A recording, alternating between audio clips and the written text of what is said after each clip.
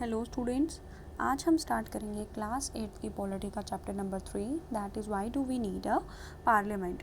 अभी तक हमने इस चैप्टर में पढ़ा वाई शुड पीपल डिसाइड, लोगों को डिसाइड करने का हक क्यों होना चाहिए, अधिकार क्यों होना चाहिए अपने रिप्रेजेंटेटिव्स को चुनने का। देन हमने पढ़ा लोग और लोगों के द्वारा चुने गए उनके प्रतिनिधि, that is people and their representatives. उसके बाद हमने पढ़ा कुछ क्वेश्चंस जो हमने ऑलरेडी 7th क्लास में पढ़े हैं, बट यहाँ पे उसको रिवाइज़ कराया। ये जो 5 क्वेश्चंस आप यहाँ पे अपनी स्क्रीन पे देख पा रहे हैं, इन क्वेश्चंस को मैंने ऑलरेडी लास्ट लेक्चर में रिवाइज़ करवाया हुआ है। तो आज हम पढ़ेंगे रोल ऑफ द पार्लियामेंट। सबसे पहले हम जानते हैं कि जो पार्लियामेंट होती है वो पार्लियामेंट ऑफ इंडिया जो है वो क्या है। तो पार्लियामेंट ऑफ इंडिया जो है, जिसे संसद भी कहा जाता है, वो सुप्रीम लॉ मेकिंग इंस्टीट्यूशन है, यानी कि सबसे बड़ा लॉ मेकिंग इंस्टीट्यूशन जहाँ पे लॉज जो हैं वो बनाए जाते हैं। इसके 2 हाउसेस होते हैं, 2 हाउसेस होते हैं। एक हो गया राज्यसभा और दूसरा जो है उसे कहते हैं लोकसभा। ठीक है, 2 हाउसेस होते हैं, राज्यसभा और लोकसभा। ये जो पिक्चर यहाँ पे स्क्रीन पे आपको दिख रही है, एक तरफ राज्यसभा है और एक तरफ लोकसभा। राज्यसभा जो है उसे काउंसिल ऑफ स्टेट्स का नाम भी दिया जाता है, और यहाँ पे जो टोटल मेंबर्स जो राज्यसभा के होते हैं वो होते हैं 245, और इसको कौन चेयर करता है? Vice president of India. Then Lok Sabha की अगर हम बात करें, जिसको हम कहते हैं हाउस ऑफ द पीपल, तो यहाँ पे जो हाउस ऑफ द पीपल की अगर हम बात करें, यहाँ पे 545 मेंबर्स जो हैं वो इलेक्ट होते हैं, और इसको प्रिसाइड कौन करता है? स्पीकर जो है वो इसको प्रिसाइड करता है। देन हम पढ़ रहे हैं role of the parliament. Parliament जो है उसका क्या रोल है? पार्लियामेंट जो है वो 1947 के बाद क्रिएट किया गया है, और इंडियन पार्लियामेंट जो है वो क्या दर्शाता है? वो लोगों की फेथ, लोगों का जो भरोसा है वो दर्शाता है डेमोक्रेसी के प्रिंसिपल्स के प्रति। जो हमारे जो डेमोक्रेसी है उसके जो असूल बनाए गए हैं उनके प्रति हमारा फेथ जो है वो दर्शाता है। तो यहाँ पे क्या होता है, यहाँ पे लोग जो हैं वो पार्टिसिपेट करते हैं डिसीजन मेकिंग प्रोसेस में, कोई डिसीजन लेने में पार्टिसिपेट करते हैं, और गवर्नमेंट बनाते हैं अपनी मर्ज़ी की सरकार जो है उसे बनाते हैं। तो पार्लियामेंट जो है, the parliament in our house has immense powers because it is a representative of the people. हमारी जो पार्लियामेंट है उसके पास बहुत ज़्यादा पावर्स हैं, क्योंकि ये जो पार्लियामेंट में जो लोग होते हैं वो हमारे ही रिप्रेजेंटेटिव होते हैं, हम लोगों द्वारा ही चुने गए होते हैं। यहाँ पे जो इलेक्शंस कंडक्ट होते हैं पार्लियामेंट के लिए, वो सेम उस तरीके से होते हैं जैसे स्टेट लेजिस्लेचर के लिए कंडक्ट होते हैं, जो कि मैंने ऑलरेडी डिस्कस किया था। लोकसभा में जो इलेक्शन होता है, यहाँ पे जो भी मेंबर्स चुने जाते हैं वो 5 ईयर्स के लिए जो है चुने जाते हैं। टेन्योर जो रहता है लोकसभा का वो 5 साल का रहता है।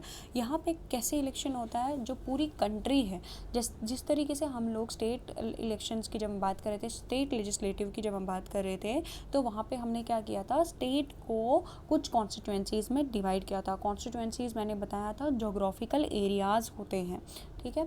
तो इसी तरीके से पूरी कंट्री जो है उसे कुछ जोग्राफिकल एरियाज़ में डिवाइड किया जाता है, जिसे कॉन्स्टिट्यूएंसी कहा जाता है। बहुत सारी कॉन्स्टिट्यूएंसी में कंट्री को डिवाइड किया जाता है, और हर एक कॉन्स्टिट्यूएंसी से एक पर्सन जो होता है पार्लियामेंट के लिए इलेक्ट होता है।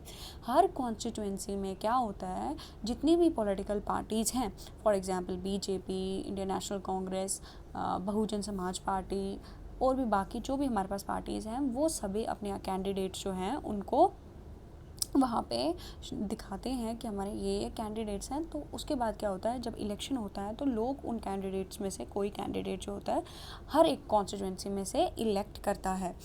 तो इस तरीके से लोकसभा के इलेक्शन जो हैं वो करवाए जाते हैं। यहाँ पे जो कैंडिडेट्स इलेक्ट होते हैं इन कॉन्स्टिट्यूएंसीज़ में, यहाँ पे जब लोकसभा का इलेक्शन होता है फॉर पार्लियामेंट, तो यहाँ पे जो मेंबर्स इलेक्ट होते हैं उन्हें कहा जाता है मेंबर्स ऑफ पार्लियामेंट।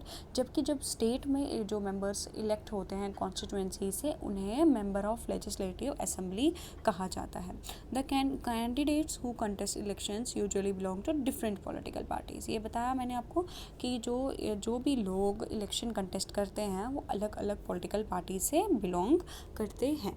जिस तरीके से यहाँ पे भी आप देखेंगे लेफ्ट साइड पे दिखाया गया है result of the 16th Lok Sabha election में 2014।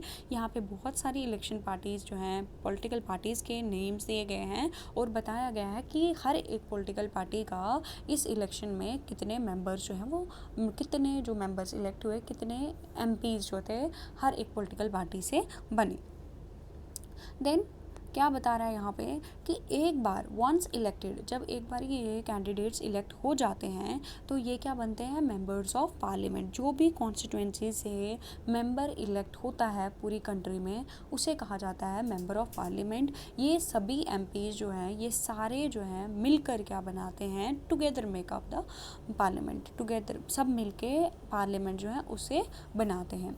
Once elections to the parliament have taken place, एक बारी इलेक्शंस हो जाएं तो उसके बाद जो पार्लियामेंट होता है उसे कुछ फंक्शंस जो हैं वो परफॉर्म करने पड़ते हैं।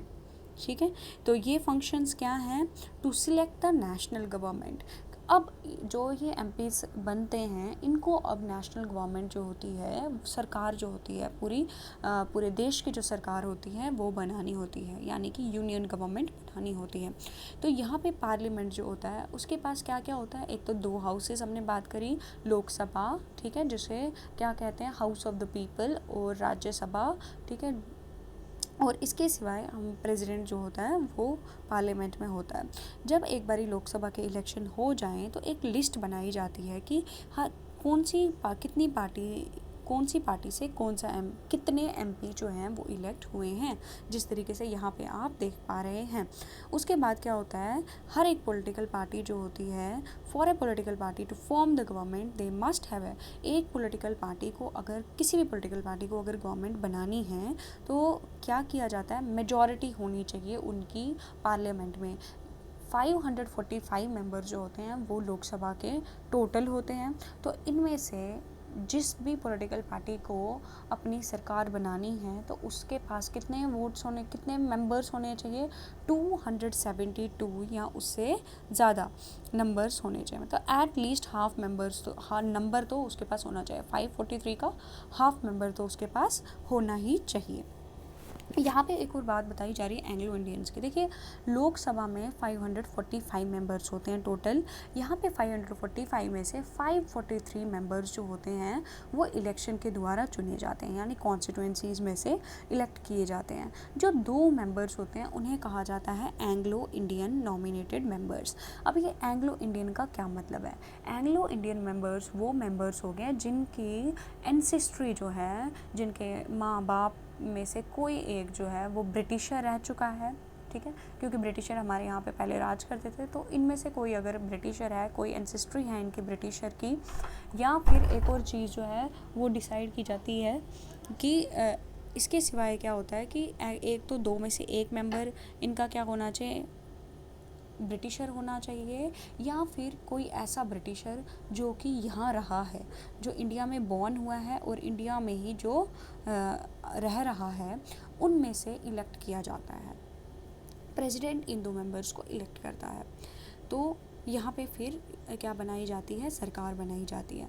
अब ये सरकार अगर तो कोई पॉलिटिकल पार्टी उसके पास मोर देन हाफ मेंबर्स हैं, 272 या 272 से ज़्यादा हैं, मेजॉरिटी उसके पास है, तो वो अपनी सरकार जो है बना सकता है। अगर उसके पास थोड़े मेंबर्स कम हैं तो वो कोalition गवर्नमेंट बना सकता है। कोalition गवर्नमेंट मतलब वो और कुछ पॉलिटिकल पार्टीज़ को अपने साथ जोड़कर सरकार जो है वो बना सकता है। देन अपोजिशन पार्टी कौन सी हो गई, जो बाकी पार्टीज़ हैं, जो कि जिनके पास एमपीज़ हैं, वो क्या बनाते हैं, बाकी अपोजिशन पार्टीज़ जो सरकार नहीं बनाती है, गवर्नमेंट नहीं बनाती, उसके सिवाय जो बाकी पार्टीज़ के मेंबर्स हैं वो अपोजिशन पार्टी कहलाती है।